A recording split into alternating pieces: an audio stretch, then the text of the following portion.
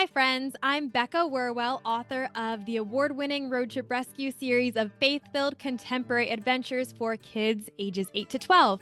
And today I'm here to talk to you about homeschool conventions, specifically the 3 homeschool conventions that I was able to attend this year as a vendor, selling the Road Trip Rescue books and speaking.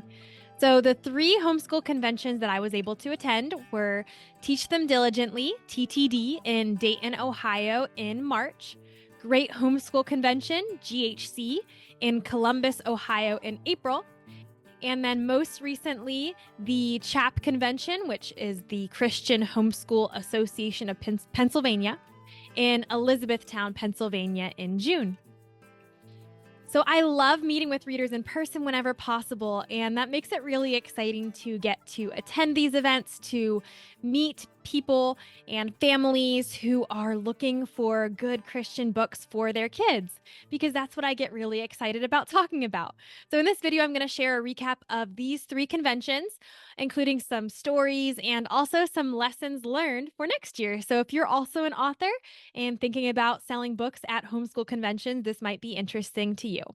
Before we go any further, though, let's take a step back and talk about what is a homeschool convention. So, a homeschool convention is a gathering designed to inform homeschool families and provide them with resources for their education journey. So, there's a lot of encouragement, support face to face. There's speakers talking about different topics. There's a vendor hall where there are different vendors selling curriculum or books or other things.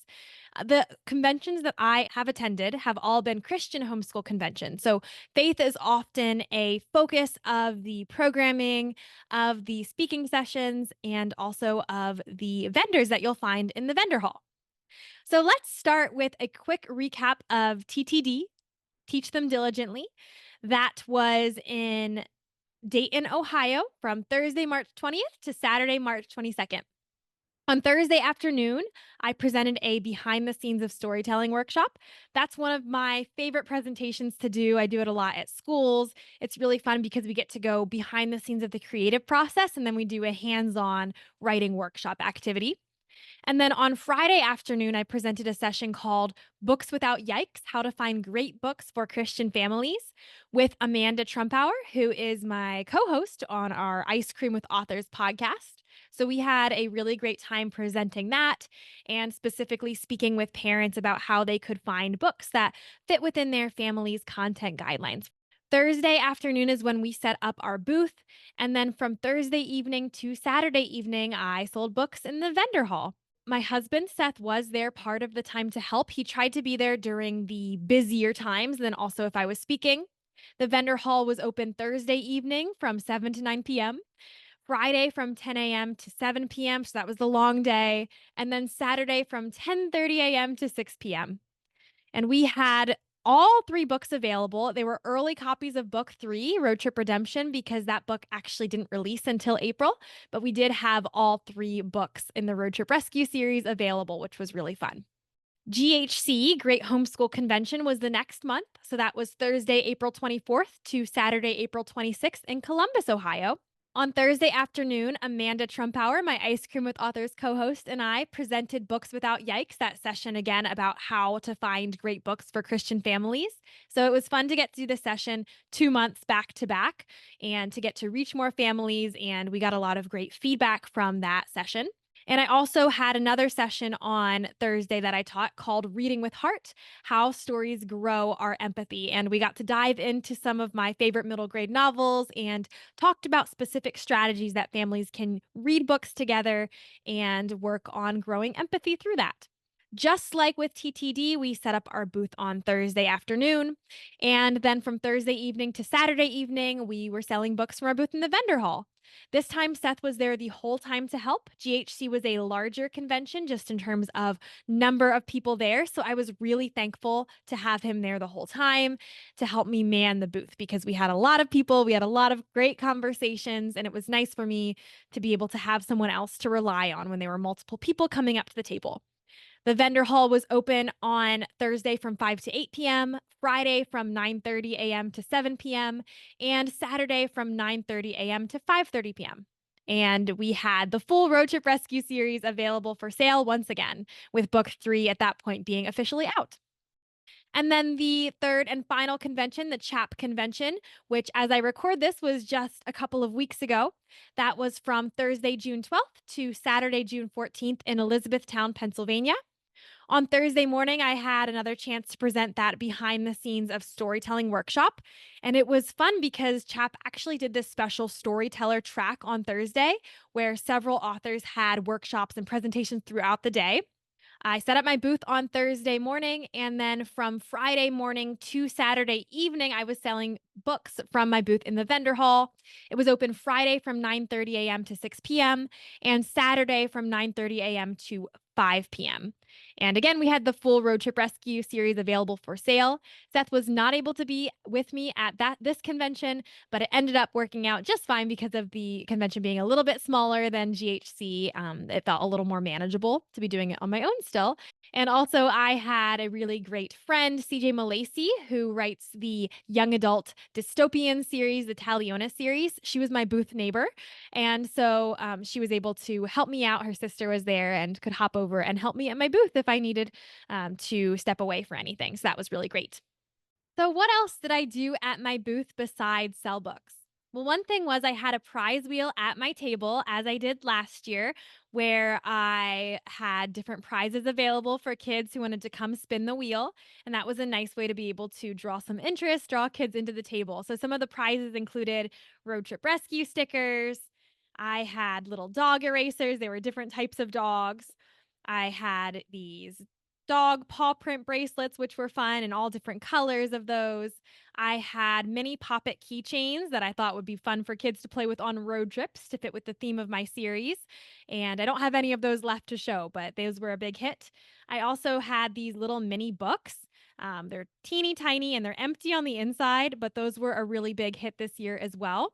And it was fun to find prizes that were all related to my series in some way, whether that was related because they had some kind of dog content or whether that was related because they'd be a fun thing to play with on a road trip.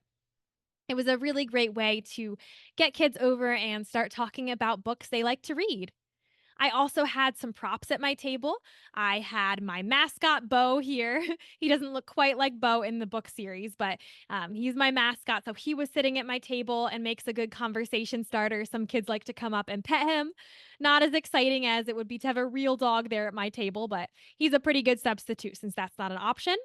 I also had my prosthetic arms there. I didn't usually have them on the table. I'm not sure if I had them on the table at any of the events the whole time, at least, but they were fun to pull out as conversation starters, especially if kids had questions about my arm.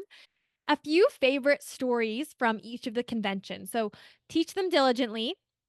I had one boy who brought me stories that he's been working on, and he printed them out and put them in a notebook so that I could read them. And then he came back the next day so we could talk about the stories. He had been in my behind the scenes of storytelling workshop. So it was really fun for me to chat with him about his stories and get excited about the stories and storytelling with him.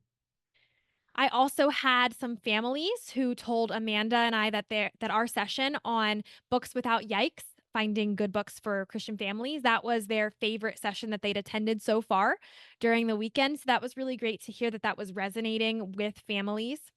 It was also really fun because I knew quite a few authors who were at TTD, and we were able to share readers with each other. So Amanda Trumpauer, my co-host, was there. Laurie Christine, who writes the Dragon Slayer Bible series, she was there.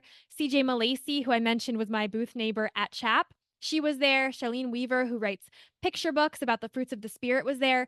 And so I was able to, when families came up and were looking for a certain kind of books that might not have been quite what I'm writing, I could send them over to those other authors instead, which was a lot of fun. It was also fun to meet with other authors, to connect with others. And it was also fun. I had some readers who bought the first book one night and then came back for the next two. So that was very rewarding. There are some fast readers there for sure. So the next convention, GHC in Columbus, a few highlights. One was on Thursday night, the first night of the convention.